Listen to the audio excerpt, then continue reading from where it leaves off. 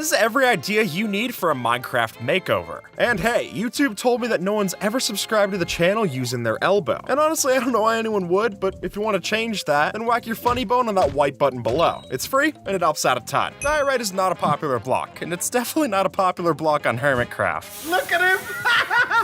Yes! But Escal just might have to live with this when you can see how good it looks in this example. Since here, using diorite together with bone blocks makes it look like old plaster that's being used on the walls. And I think that's really perfect, especially mixed together with something like this dark oak or spruce logs that we got here. And I think this idea in the comments also could be used to help out, using white concrete powder tucked in as well. That way you're adding a whole lot of texture to what would have just been a white wall. And I think that's just perfect, especially if it means that I have a use for diorite. Since the fact that we're not able to use the other stone types to make stone tools the way that we can with deep slate or blackstone, yeah, I think that's just embarrassing. They need some kind of help. Mossy cobblestone can look fine in certain situations, but when you see it by itself, it really just looks ugly. But here, I think what Megaminder DL did in this example was really fantastic, since by itself, it does stand out. I mean, it's camouflage that's not being camouflaged. And the idea of using this with your vehicles to have them stand out when they need to and then disappear when they're supposed to, that's a really clever way to use this block. It also gives a use to all the different stair and slab variants that we have for these as well, because if I'm being honest, I've never found a use for them otherwise. Maybe in a path, but to actually be able to build something and have it look real and man-made, that's impressive. Plus this picture they took of it is just really nice on the subreddit. Nothing but flowers to give to this. Nice work. For a long time, players have complained about the ugly red band that goes around a bale of hay, and we're guilty of that ourselves. That's why in our illegal build hacks video, we opted for having a naked version of the block and thatch. It just looks a lot nicer. Except in this scenario, I think it's actually a benefit, since tucking it into the bedspread as we see in this example, then it just adds a pattern onto what we have on our bed. Plus the different lines of wheat make it look like folds in the fabric. I think that's really clever. And hey, straw's using barns too, so I guess that's a safe thing for any bedwetters.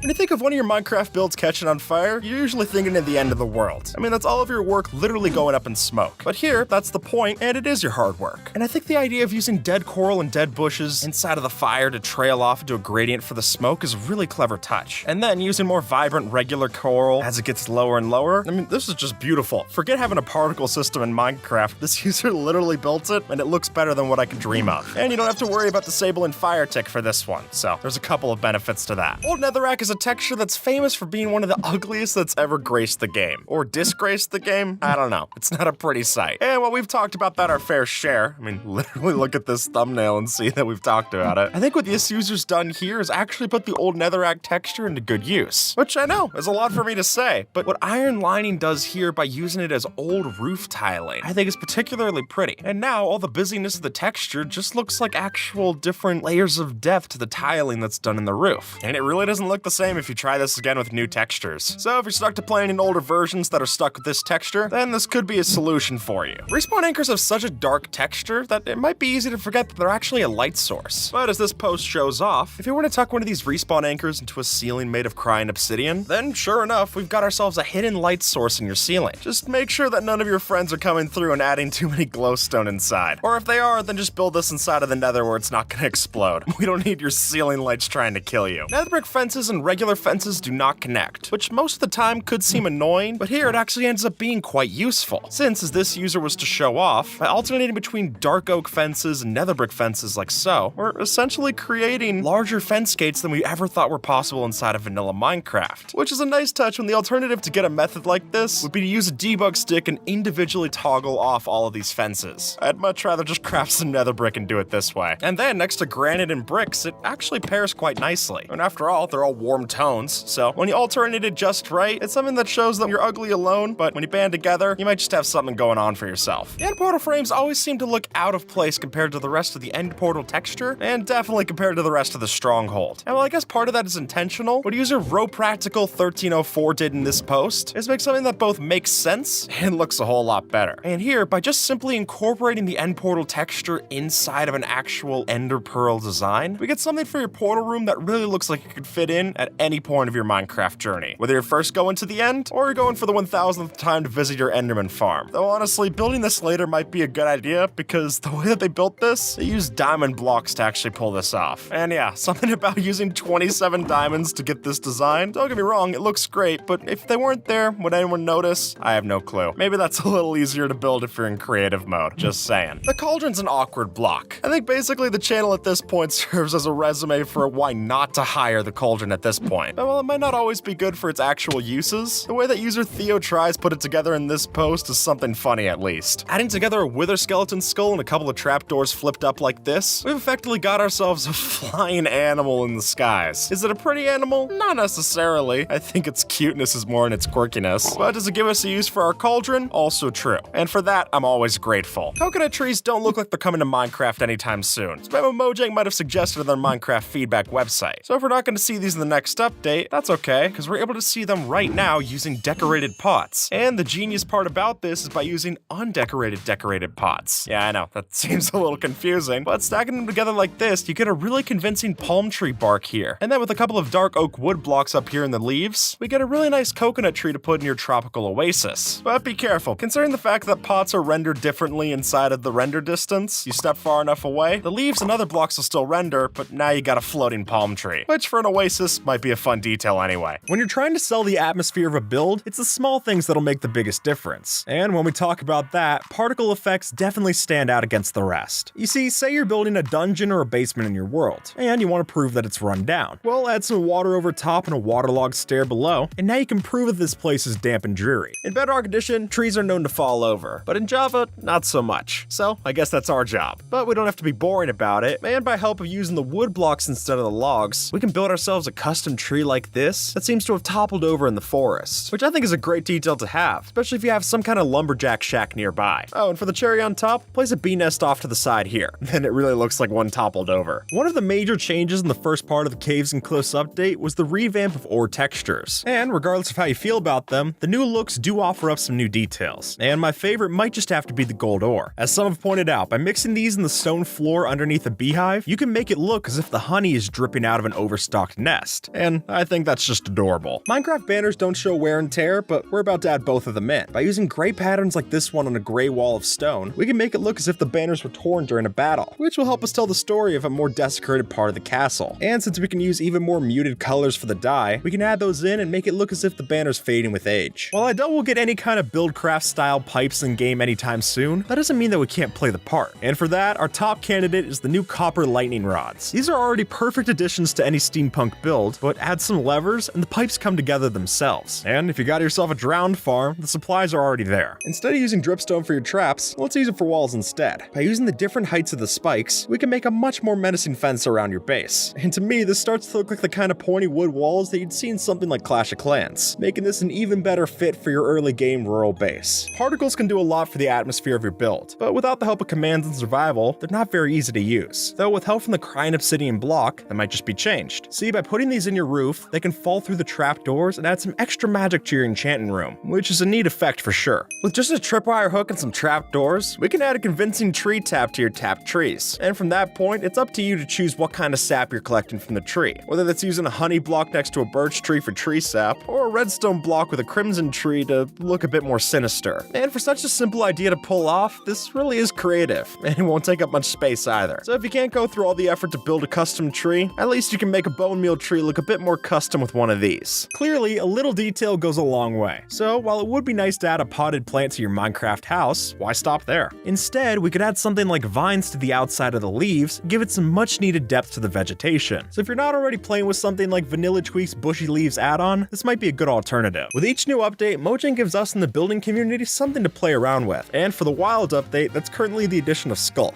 And since the Skulk veins function like vines, we can completely reimagine our existing textures. For instance, we can take after this user and make our own blue variant of the standard magma block. If you just put two big drip leaf plants facing into each other, then their texture merges so perfectly that we got ourselves our very own drip leaf bench, which I think is a perfect addition for any park they put this in. But if you're worried about those drip leaves falling down as soon as you sit on them, don't worry, because with a couple of redstone torches underneath, we have a survival-friendly way to make sure that these don't fall. Waterlogged slabs can be a real ace up your sleeve, because what everyone sees as a normal block actually has the same properties as a water source. So, while sure, we can't place lily pads on dry land, if we waterlog a slab in that floor, then we can play by our own rules. So to anyone looking to open up their aquatic details to the landlubbers on shore, this might just be your golden opportunity. If you think about it, composters would make for great barrels. At least they would if we could fill them with something other than the Podzol texture. But luckily, Luckily, with armor stands, we don't have to give up on that wooden barrel dream. Rather, if we chuck one of these statues inside the hitbox and throw a block on its head, we can make a custom barrel filled with our choice. And I think that's better than this trapdoor option in one key way. We can have varying heights of liquid, which basically lets us create our own cauldrons. When you think of using signs in building, you're probably picturing something like this. But folks, that's only scratching the surface. And it turns out that even without text, these could be an invaluable resource to add. For instance, look at these columns. What would have been simple stacks of blocks becomes something much more upscale when we add signs for detail. And I think when you're able to use something as cheap as a sign to level up your build, it's a no-brainer to add. Minecraft doesn't have seasons, but the leaves can still change. Since if you're willing to make the new copper grates that we're going to be finding in 1.21, then we can use these instead of leaves and have ourselves some autumn trees. And if you leave these in place and don't oxidize them, then that orange leaf is going to change back to more of a greenish color. Telling you it's time for summer, or time to place down some new autumn leaves, if that's what you wanted to keep up. Now, when you first see this pattern, it might be hard to decipher what's all going on. But really, by just placing one piston in the center, pistons facing into it on these sides, and then intertwining a bunch of that repeating flower pattern together, we can follow this example and get some really nice looking piston floors. And honestly, I'm amazed with how well the borders line up on the piston face like this. It kinda hurts your head to stare at for too long, but it's hard to say it's not cool on a floor. By this point, we're all plenty familiar with the grass block texture, which means using this in a build can often feel tired, or at the very least, underwhelming. But fortunately, we've got some blocks in recent years to help break up that monotony. Like, why not add a strip of moss to the green in your yard to make it look mowed? Or even just mixing in some green concrete powder here and there can help to texture those paths we've seen hundreds of times before. Minecraft has come a long way from just the stone and oak buttons of the past, but while the new additions don't add in new pulse lengths, they do make a great candidate for detail. Take, for example, this stone wall. By itself, it's nothing too fancy, but add in some of these colorful buttons, and the thing becomes a convincing rock climbing wall. Or for those of you in creative, concrete and invisible item frames should work just as well, maybe even better. With the armadillo coming to Minecraft, it's time that we give it something to eat too. And that's what this user thought when they made this termite mound for the armadillo. But I know what you're thinking, we don't exactly have termites in Minecraft, and that's why this is so ingenious. Because by just using melon seeds inside of an invisible item frame, from far away, they look like the bugs. And I think that's just adorable. You can even rotate them to add extra character. Very nice. Now, I'll be honest, I never figured anvils to be much good for decorating. But when we start using these for a floor pattern, then it's a different story. So while we probably need a decent iron farm to pull this off, it is cool to know that with their different hitboxes, these blocks can let us build something special. What looks different between these two logs? Well, even if you can't put your finger on it from this angle, you might feel that this one is a bit more realistic. So, how does it work?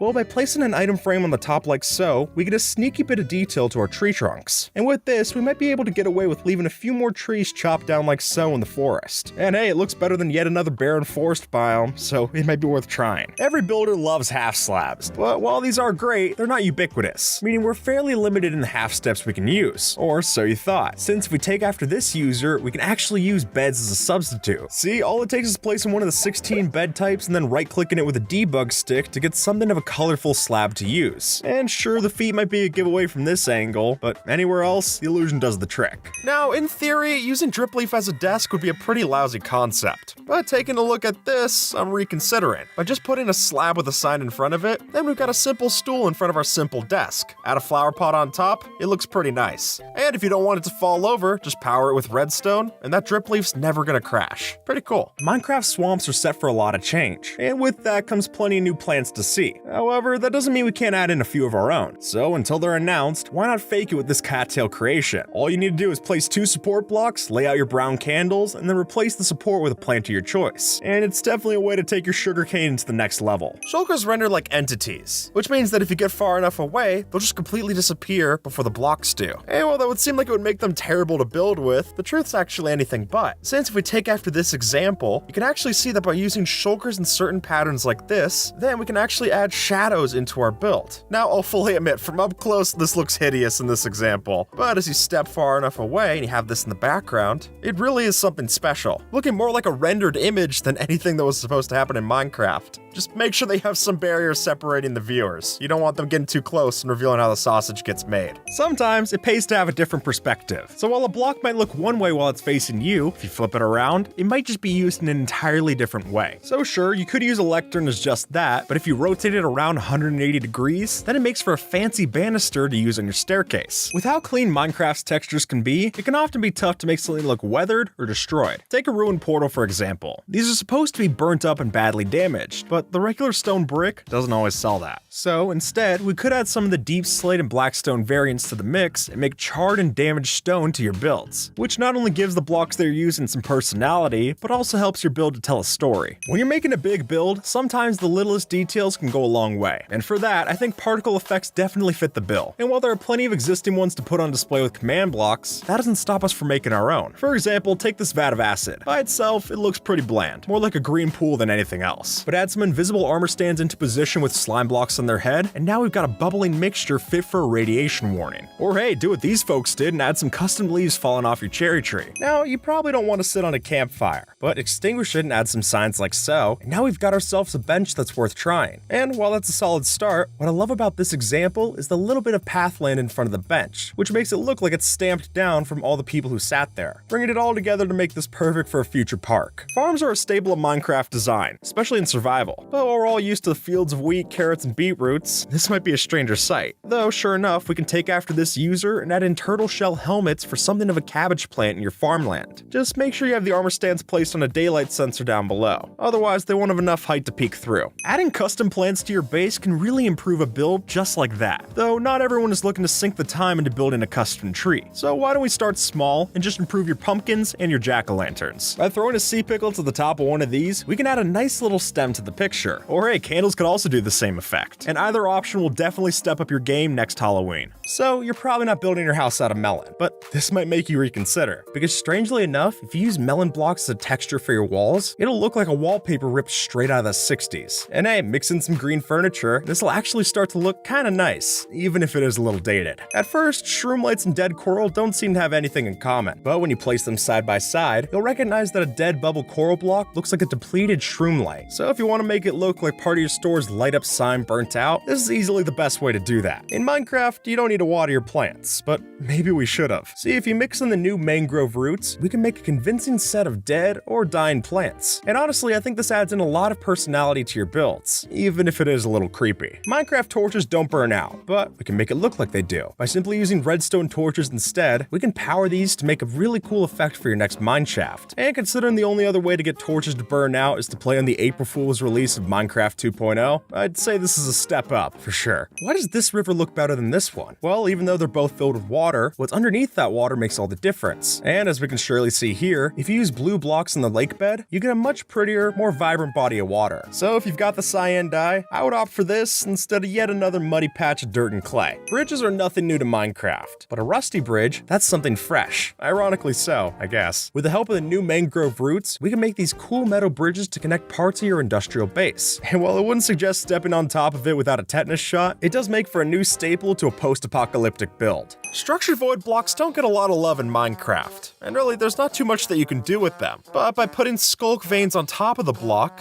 then it's possible to get ourselves what happens to look like a block of skulk leaves. And as you can see by this example of a skulk vine tree, that can look really cool if you build these in the deep dark. Now by itself, the new cherry saplings offer a lot of great pink blocks to play around with. You just might need to strip it down to its inside. But when you go to place down all these new pink blocks, you really just get something that looks like slime, and not the fun ones that gets you a lot of views on YouTube.